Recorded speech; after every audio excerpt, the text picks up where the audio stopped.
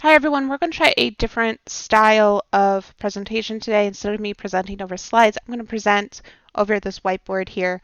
So hopefully this is a little bit more engaging than what I was doing before while still being informative. So what we're going to talk about here first is writing a paper.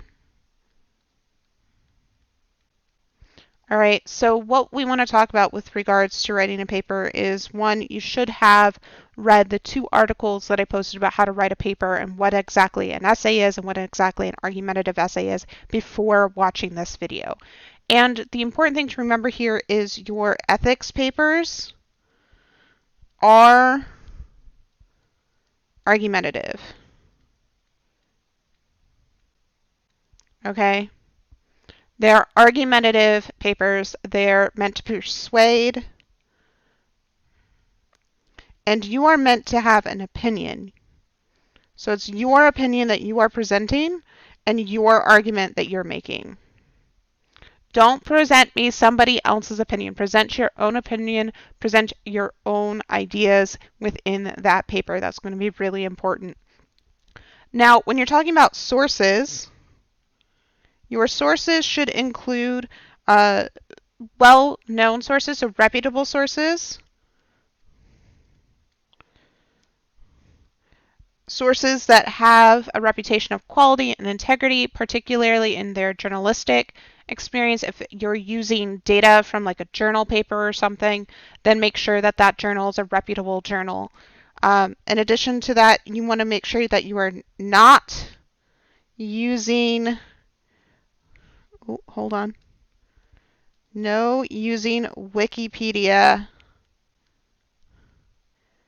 You can use the citations at the bottom of Wikipedia. That is useful. You can find sources from Wikipedia articles. Don't just quote Wikipedia itself, though. Go to those sources, find the data, and quote it yourself directly. And avoid opinion articles.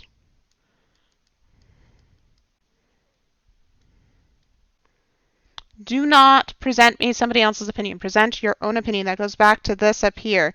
Presenting your own opinion. All right? Do not present somebody else's opinion. So these are just some general guidelines. Also, this should generally be written in the first person, just because this is, again, your opinion, your point of view. So make sure that you're doing these. Make sure you also have a logical point of view, so a logical presentation. And you use facts and data to support that argument. All right? Don't just state something and give evidence. This is called evidence. Hopefully you all know how to write papers because you've done it before. You've done it in your previous English courses. You've done it in high school. I'm not covering this in much depth because this is something you should have covered. If you are struggling with this paper, if you're struggling with papers in general, you should be using your writing resources. That includes the 2 TAs that we have for this course. If you can't meet with them during their office hours, that's okay. Send them a message, tell them what your questions are, and ask for feedback. That's all important and good. You can do that through Teams. I would ask that you do this primarily through Teams.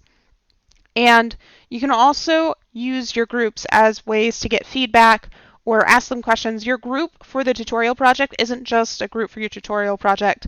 It's also a group where you can bounce questions off of each other and talk to each other about ideas for your papers, about the sources that you're supposed to be listening to, about the topics of the course in terms of the assignments and anything else that we cover. So make sure that you're talking to each other, make sure that you're working with each other. I don't want you to be isolated in this class, so it's really important that you use that group as that social interaction that we normally have, and make sure that you're having discussions with your groups. All right, so if you have any questions about how to write that paper, let me know, and I'm going to put the, it's going to be an SVG of this whiteboard onto iLearn, so you'll be able to download it and take a look at it.